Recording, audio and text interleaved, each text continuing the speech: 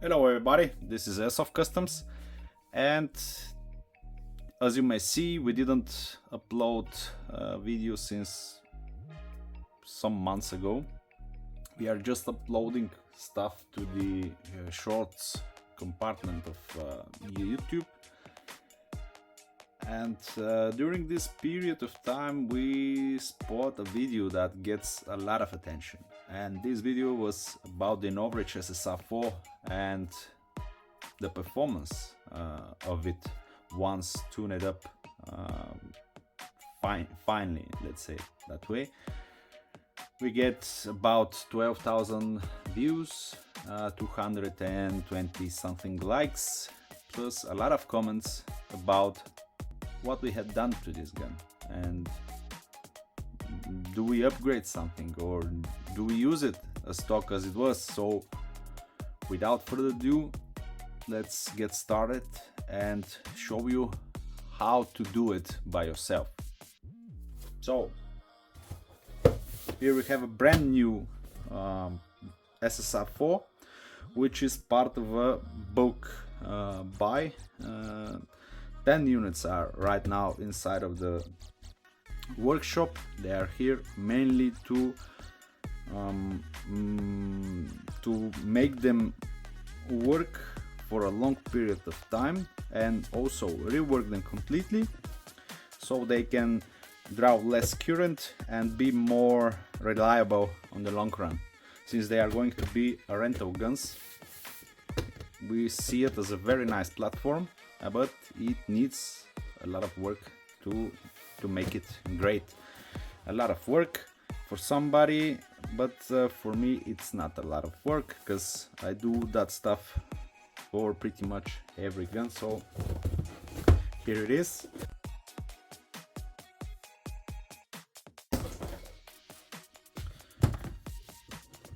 I'm not gonna do any open box video or how to open the gun, but it will be included in the time lapse that I'm about to record right now. Wait a minute, I just forgot to show you how the gun sounds. This is a fully loaded Blue Max LiPo battery. It's 1450 milliamps, 11.1 3-cell 30C battery. Those are the bricks that Novritsch is selling on his website. So let's see, this is clear. There's a semi.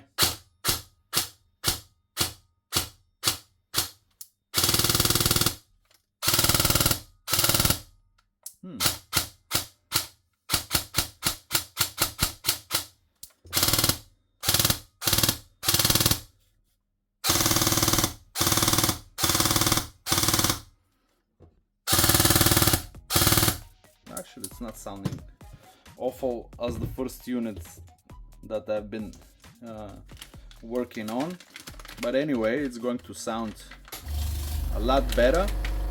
Fucking compressor. But let me see what is the draw right now, because I want to see if we can better it, as I'm stating. Okay, so let me just bump this up so you can manage to see.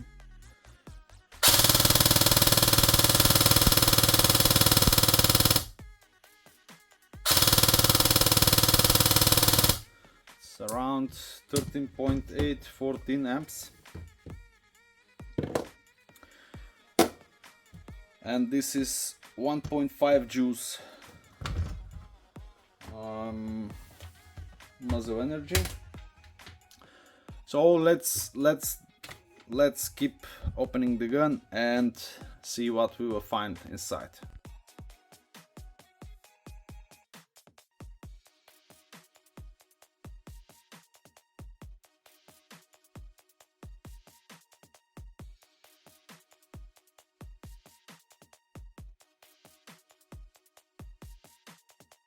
Okay, so we are inside of the gearbox already.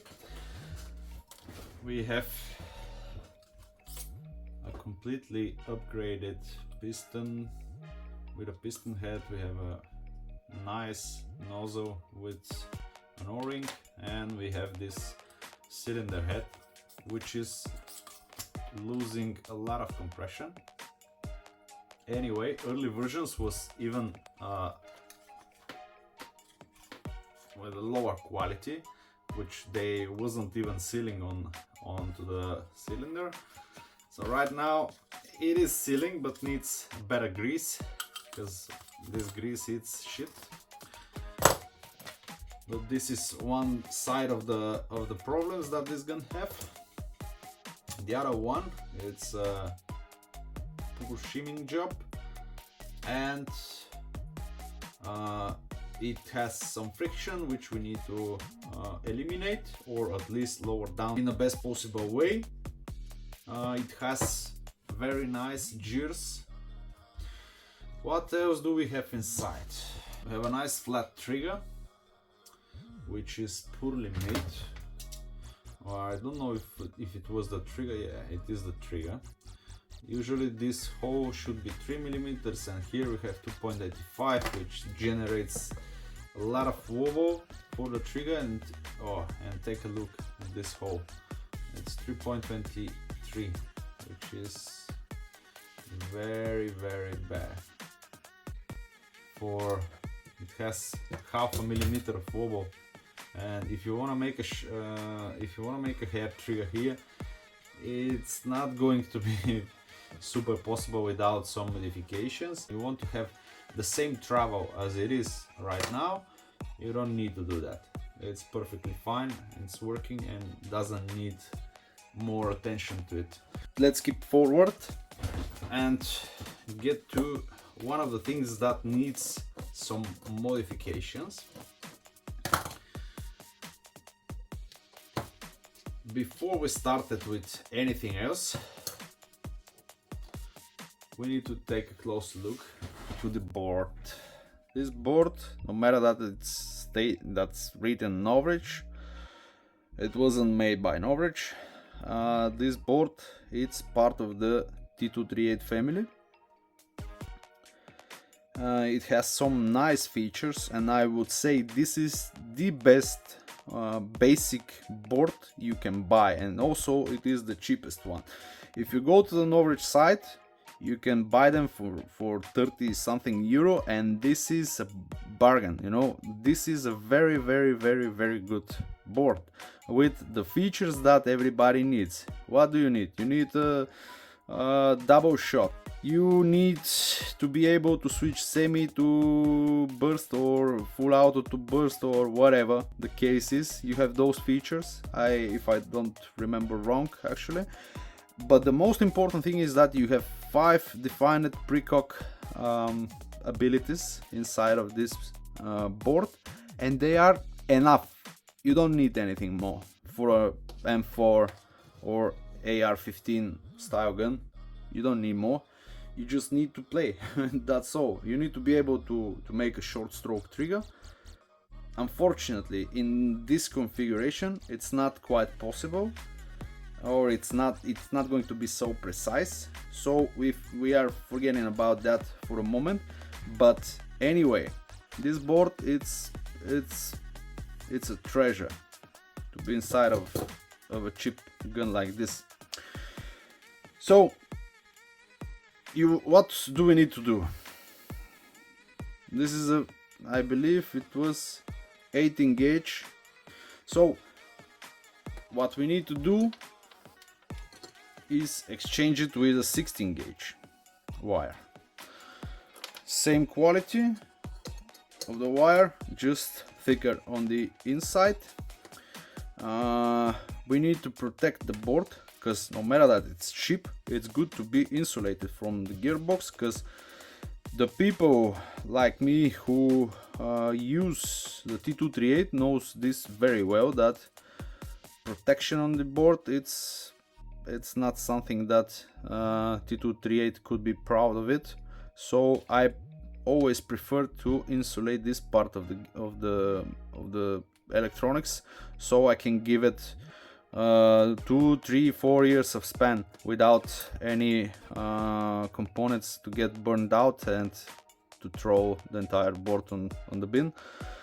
So this is one thing that we need to highly modify, because we need to exchange the cables and we need to protect it. And the rest of the things to modify are the same gearbox and the motor tower. Some crucial things that needs to be modified in order to get a perfect shimming and less friction when operating, and pretty much the gun will settle with lower noise, lower consumption, and snappiest operation. This is all that we are searching for today, and generally in every build. Okay, so I will prepare another time lapse on which you will see what I'm doing to every single rail of the gearbox, and you will see the process of actually tuning the entire gun in the next minutes.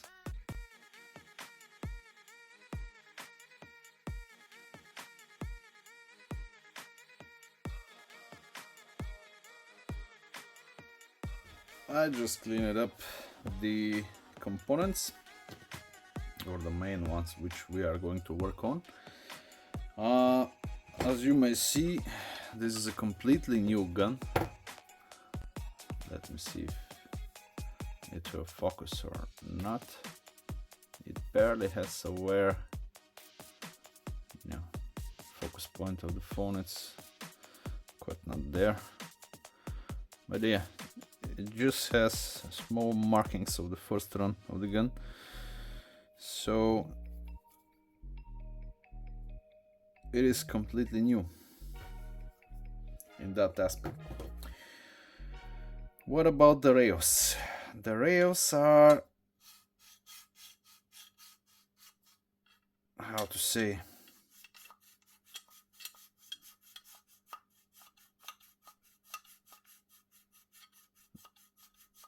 I think you can appreciate how this thing is traveling, and also that he's denting here and there when it's out center itself and hits those rails. So we need to do something about it. We need to take out every possibility of hitting or getting clocked or getting blocked or getting whatever.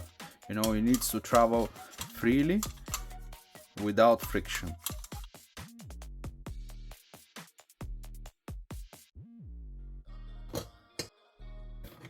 Yeah, once mounted, it looks quite good, but this is without the spring. The spring will push it to some direction, and it will slide with that amount of friction and that amount of sound. So this is what we are going to get rid of. I prepared several sandpapers. We'll start by 240, just a little because it's too aggressive, and we will go with the 470, then the 600, and at the end, let me see, this is, what is this? This is this, and at the end with the 1200 grit. Later on we will polish and it should be good. The same thing applies to the rail where the tappet plate sits.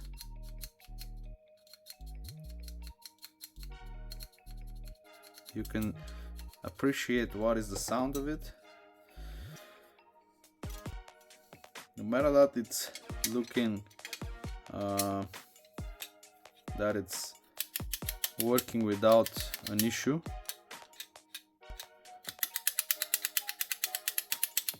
this sound when it's turned one direction because the spring is pushing it.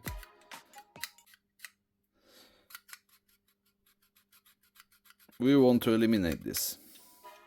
Okay guys, we are getting to the end of the first part of this series. Hope to see you on the next one.